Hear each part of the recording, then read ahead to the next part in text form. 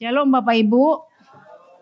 Ya, terima kasih kalau hari ini saya boleh diberikan kesempatan kembali untuk menyampaikan kebenaran firman.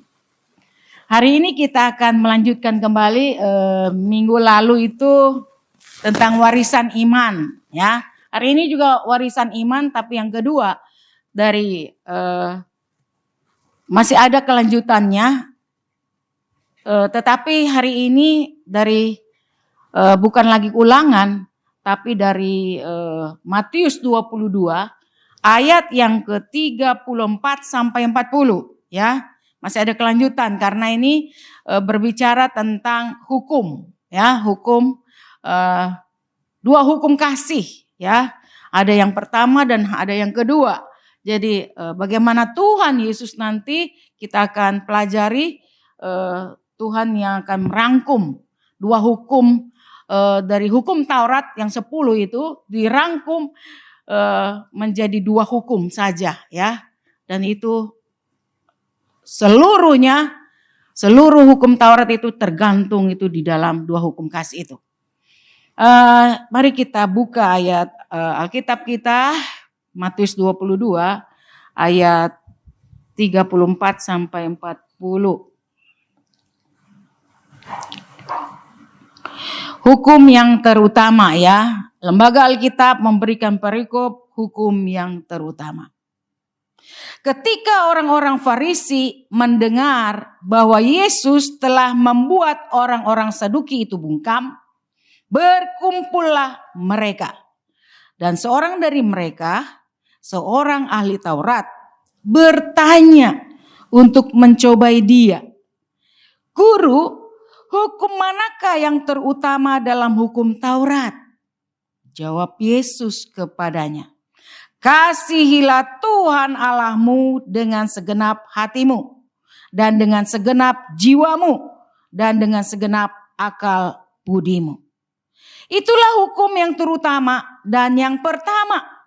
Dan hukum yang kedua yang sama dengan itu ialah kasihilah sesamamu manusia seperti dirimu sendiri. Pada kedua hukum inilah tergantung seluruh hukum Taurat dan kitab para nabi. Berbahagialah kata firman Tuhan orang yang membaca, merenungkan dan menjadi pelaku firman. Saudara Bapak Ibu, sangat menarik nanti kita menemukan bagaimana di dalam Matius 22 ini terjadi satu dialog yang muncul, yaitu ketika orang-orang Farisi mendengar bahwa Yesus telah membuat orang-orang Saduki itu bungkam. Waktu saya mempelajari ini ada tiga kekuatan, ya, di dalam keagamaan orang Yahudi. Satu orang Farisi, satu orang Saduki, satu lagi ahli Taurat. Sangat menarik. Karena apa?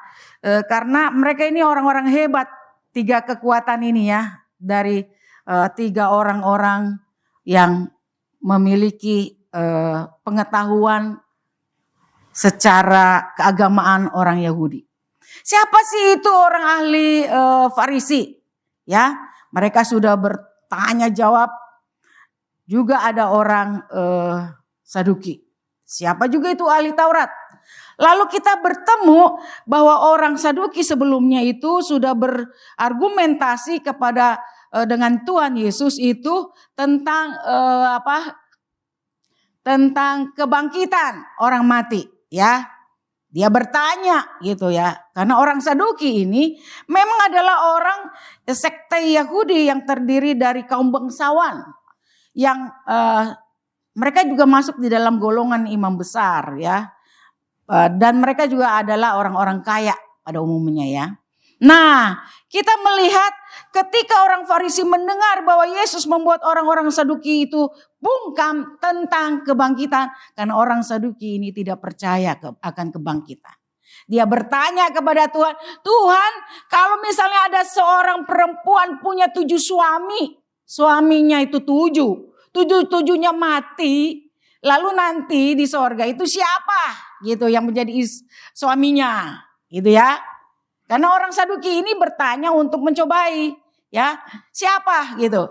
Yesus menjawab orang Saduki ini, di sorga itu tidak ada kawin mengawin ya.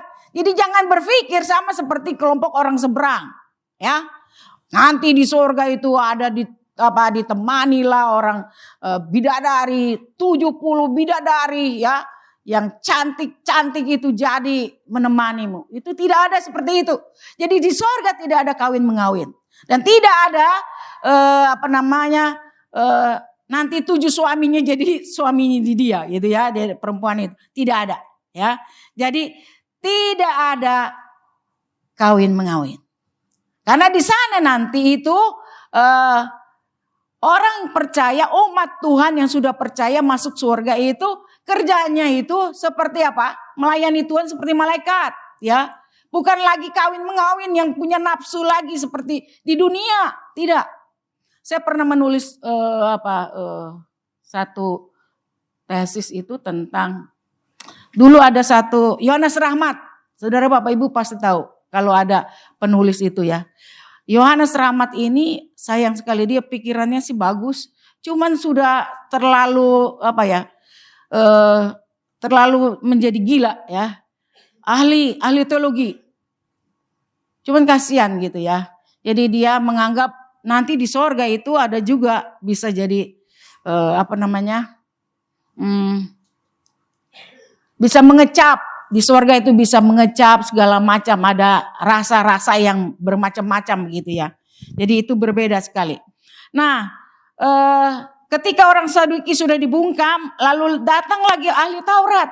Nah, ahli Taurat juga ini adalah orang yang biasanya memberikan satu pengaturan-pengaturan, ketentuan-ketentuan tentang keagamaan gitu. Lalu bertanya tentang Taurat ya, tentang hukum yang pertama, hukum yang terutama dari Taurat itu apa sih? Nah itu kan pertanyaan yang aneh begitu. Padahal orang ini adalah orang yang biasanya berhubungan dengan ketentuan-ketentuan dan peraturan-peraturan agama. Dia tahu karena dia ahlinya. Tetapi dia mau bertanya kepada Tuhan. Pertanyaan ini adalah pertanyaan untuk mencoba Yesus.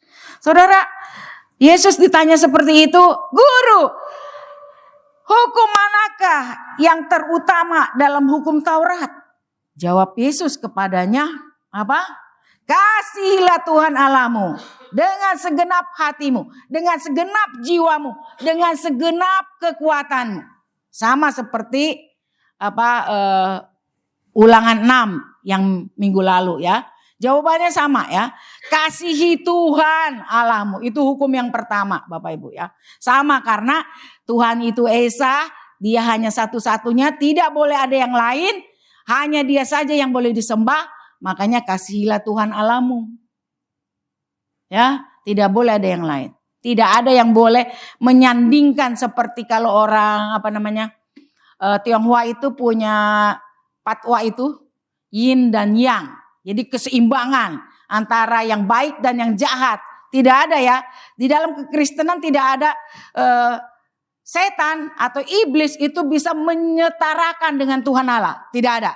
Ingat ini. Ini konsep yang harus dimiliki oleh orang Kristen. Tidak ada yang bisa melebihi daripada kesempurnaan daripada Tuhan Allah. Tidak ada di dalam dunia ini, baik patung manusia atau apa saja, tidak ada yang bisa disetarakan dengan Tuhan Allah. Makanya hanya dia saja yang disembah.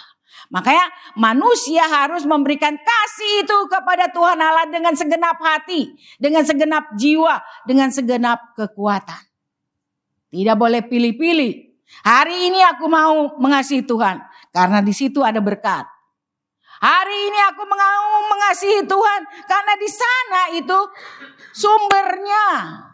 Tidak. Saudara, tidak bisa seperti itu. Karena mengasihi Tuhan betul total betul, tuntas. Tidak boleh ada yang lain.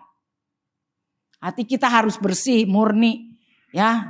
Itu yang seperti itu. Lalu hal yang kedua, hukum yang kedua Yesus menjawab adalah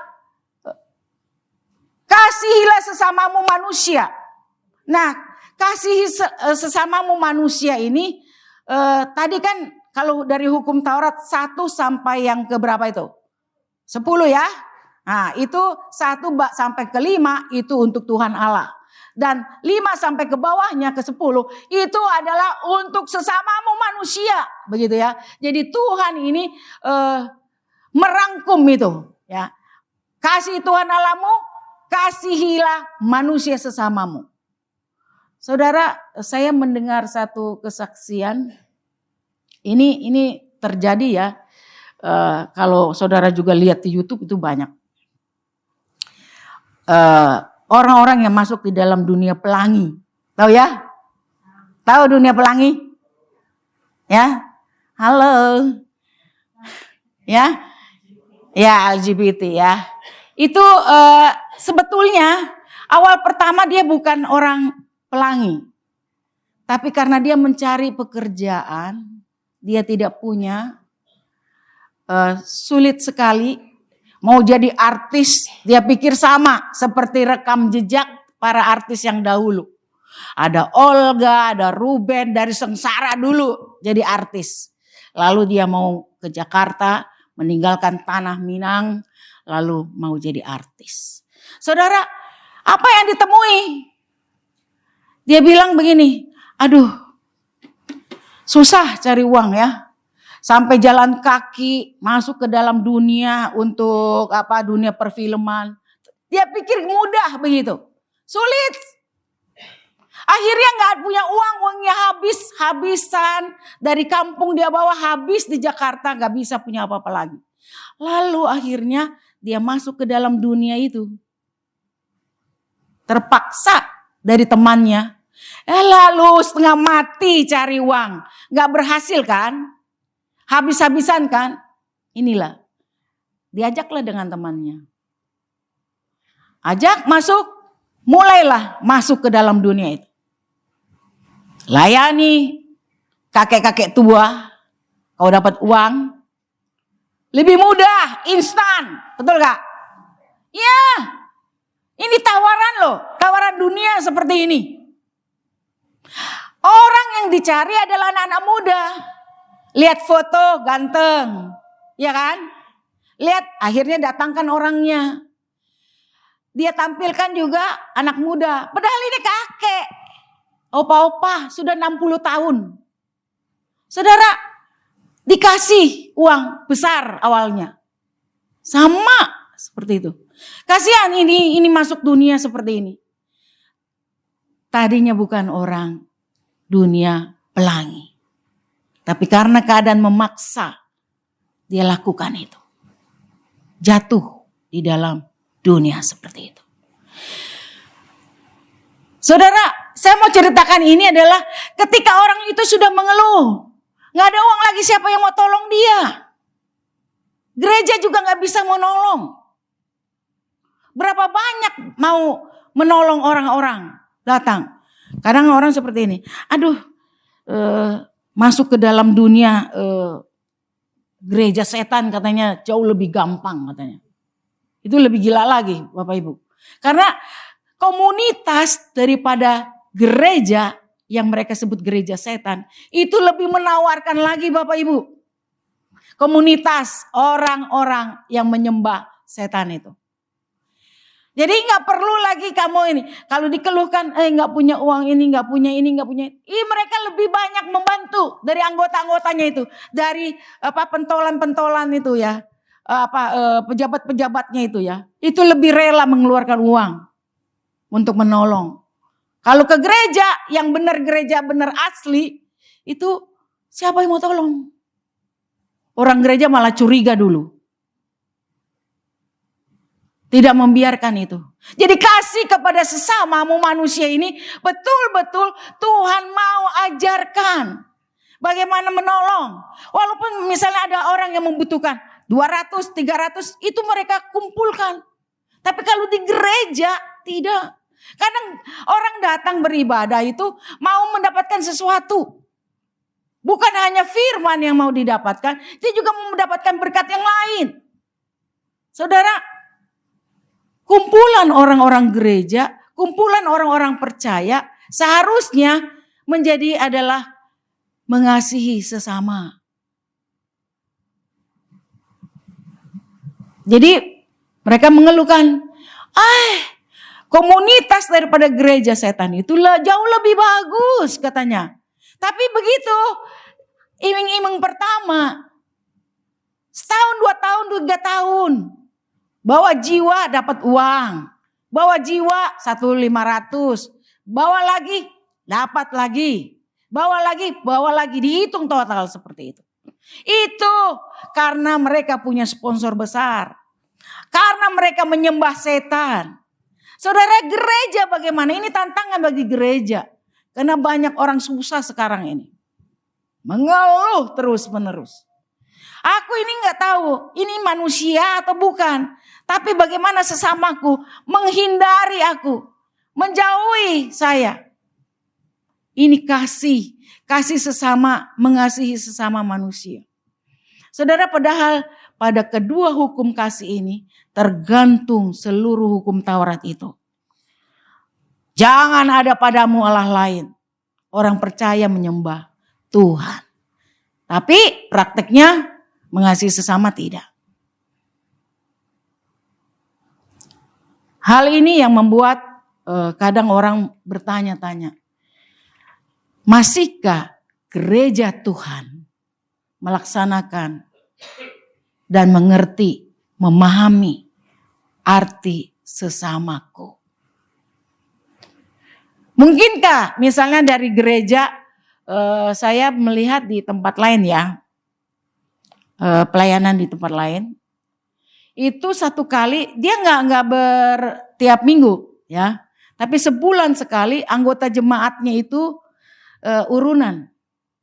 Misalnya 1 keluarga, 3 keluarga, 4 keluarga, 5 keluarga makan bersama. Dari uang pribadi loh, dari anggota jemaat.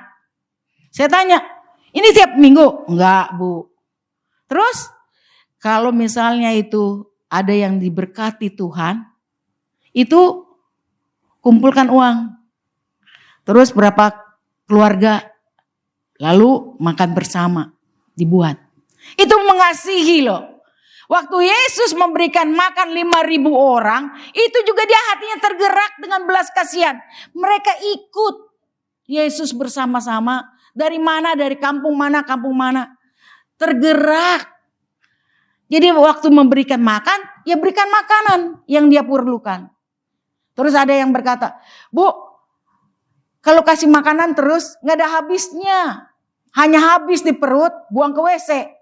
Lalu bagaimana caranya? Jangan hanya kasih ikan yang diberikan. Tapi kasih kailnya, Bu. Pancingnya. Supaya dia mancing sendiri. Supaya dia berhasil sendiri. Ada yang berpikir seperti itu. Jangan terus-terusan dikasih makan, kasih makan. Tapi bagaimana dia juga mau memberi kepada sesamanya. Begitu. Ya, seperti itu ya, mengasihi. Jadi kasih itu berasal dari Allah. Kita tidak bisa nih Bapak Ibu punya kasih itu kalau Tuhan tidak memberikan kasih itu di dalam hati kita. Kalau kita sudah mengerti bahwa saya ini diselamatkan oleh Tuhan, saya ini mendapatkan kasih anugerah Tuhan, maka saya bisa mengasihi Tuhan. Kita mengasihi Tuhan yang tidak kelihatan, tapi di depanmu ada manusia yang membutuhkan pertolongan. Bagaimana kita menyikapinya itu? Ini manusia yang kelihatan, yang perlu ditolong hari ini. Yang perlu ditolong saat ini. Bukan nanti. Bukan rapat dulu. Rapat di dalam rapat. Itu udah biasa ya gereja ya. Jadi kita seperti itu. Kasih itu berasal dari Allah. Orang yang mengasihi Allah adalah anak-anak Allah. Yang mengenal Allah, mengasihinya dengan tulus, dengan tanpa keraguan-raguan atau tanpa pura-pura. Ya, Jadi bukan seperti orang Saduki, ya. Itu atau juga ahli Farisi yang punya kemunafikan, membebani umat dengan seluruh peraturan, tapi dia sendiri nggak jalanin, gitu ya. Itu kan sama seperti itu ya. Tapi betul-betul kasih itu tidak ada kepura-puraan. Kasih yang diberikan bukan hanya di bibir saja, ya, tapi juga dari kedalaman hati dan jiwa, serta mewujud dalam sikap dan tindakan. Itu ada di dalam 1 Yohanes 4 ayat 7. Lalu yang kedua adalah prioritas yang utama. Coba lihat lagi slide-nya yang berikut. Lihat lagi. Nah, kasih ini tadi kan kita sudah kasih kepada Allah ya secara vertikal. Tapi ini kasih juga secara horizontal. Ya, betul-betul kasih ini terwujud dan menjadi prioritas, yaitu menempatkan Tuhan sebagai yang pertama ya dalam segala hal. Menundukkan perasaan kita, mau menjadi pribadi yang mau menginginkan kasih itu nyata ya. Saudara, sekarang ini orang tidak lagi mau di bibir doang, secara lip service, tidak. Dia mau masuk ke dalaman, mau menyentuh kemanusiaanmu, secara manusiawimu. Orang mau menyentuh itu, ya. Bukan hanya sekedar lip service, terlalu gampang Bapak Ibu. Seperti seorang pemuda yang hanya lip service mencintai perempuan yang dia cintai. Tidak, perempuan itu mau secara nyata. Dinikahi, dipelihara, dilindungi. Betul gak? Bukan hanya di bibir, manis di bibir. Tapi jauh di hati ya. Manis di bibir, jauh di hati, jauh di dalam tindakan. Ya, tidak ada yang mau seperti itu. Jadi prioritas utama adalah menempatkan Tuhan sebagai yang pertama di dalam segala hal. Lalu Bapak Ibu yang ketiga adalah penyerahan diri kita. Ya, penyerahan diri total seperti Yesus itu. Rela mengorbankan jiwanya ya, nyawanya ya. Nyawanya sebagai cerminan hatinya ya. Masih ingat dulu saya pernah berikan satu ilustrasi. Seekor burung masuk ke dalam Ke dalam satu istana. Ini burung gagak kecil ya. Burung kecil masuk ke dalam istana, dia sudah terluka Bapak Ibu. Masuk, ini arti pengorbanan. Ketika dia datang masuk ke dalam istana, dia bilang apa? Tolong, saya tolong. Mendengar teriakan orang minta suara seperti itu minta tolong, raja datang. Siapa itu yang berteriak minta tolong di kerajaanku? Gak ada yang berani, gak ada yang bisa membuat kamu terluka. Terus ada gagak besar masuk. Iya, dia milikku. Dikejar lagi si burung kecil ini. Tolong, saya tolong. Saya akan tolong kamu. Terus si gagak yang besar bilang apa? Manusia hanya menolong. Menolong bagaimana? Saya akan tolong, saya ini raja. Saya berkuasa. Lalu dikatakan lagi, dengan apa kamu mau menolong dia? Dia sudah jadi milikku. Aku sudah melukai dia. Aku sudah tandai dia. Lalu apa? Sekarang baik aku akan tolong dia. Apa yang sudah dia rasakan? Apa yang sudah dia perbuat? Lalu diambillah timbangan. Lukanya itu menjadi tanda. Bapak Ibu, setelah diukur, ditimbang, tangan diputus, raja ini mulai terputus tangannya. Enggak cukup diukur dengan berat timbangan dari si burung yang kecil itu. Lalu kakinya mulai diambil lagi, timbang lagi. Enggak cukup. Timbang lagi sampai darah sudah bercucuran Dan pada akhirnya tidak pernah cukup. Dan pada saat yang terakhir, raja tumbang. Plus. Boom. Burung itu pada pergi. Dari cerita ini mau menyiratkan tentang apa? Bahwa pengorbanan itu sampai titik darah. Mengasihi orang sampai terakhir. Sama seperti Yesus yang sudah berkorban.